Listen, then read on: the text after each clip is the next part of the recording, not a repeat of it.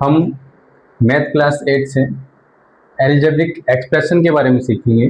ये क्या है? Algebraic expression that contains variable, constant and mathematical operator is called algebraic expression. जो algebraic expression है इसमें क्या क्या है? वेरिएबल्स होंगे, कांस्टेंट होंगे और मैथमेटिकल ऑपरेटर।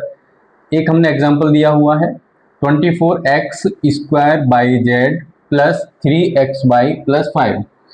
इसमें जो 24x² बाई जेड, ये इसमें देखेंगे इसके टर्म है, इसमें टर्म रहेंगे, कांस्टेंट होंगे, वेरिएबल होंगे, कोफिशिएंट होंगे एंड फैक्टर होंगे।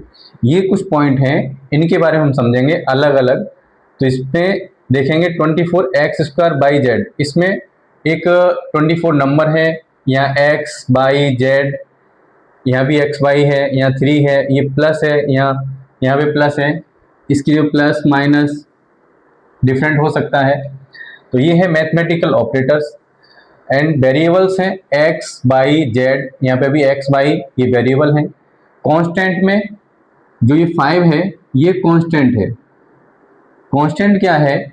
जिसकी वैल्यू चेंज ना हो, यानी फिक्स्ड वैल्यू जो है वो कांस्टेंट नंबर है। जैसे हम यहाँ पे स्टेप वाइज समझेंगे। टर्म, इसमें जो एक्सप्रेशन लिखा हुआ है इसमें 3 टर्म्स हैं, 24x² by Z, 3xy and 5।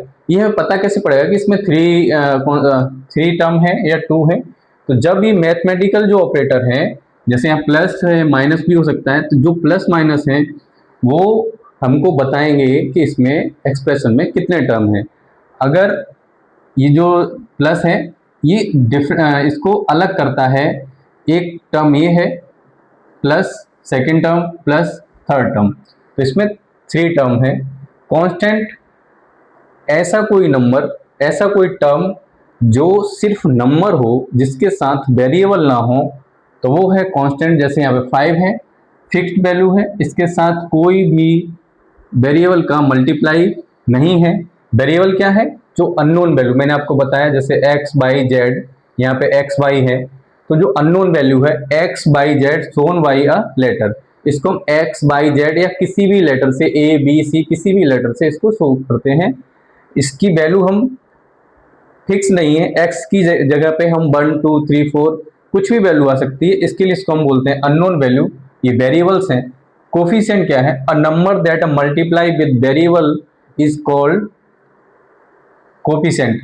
जैसे एक टर्म है 24x² बाई जेड, तो इसमें जो 24 नंबर है, जो 24 है, ये कोफिशिएंट है। कोफिशिएंट कैसे पता पड़ेगा?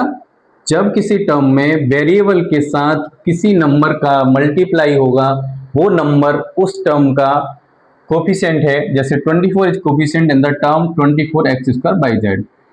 एंड फैक्टर क्या है? फैक्टर हमने पहले पढ़े हैं, तो हम जानते हैं।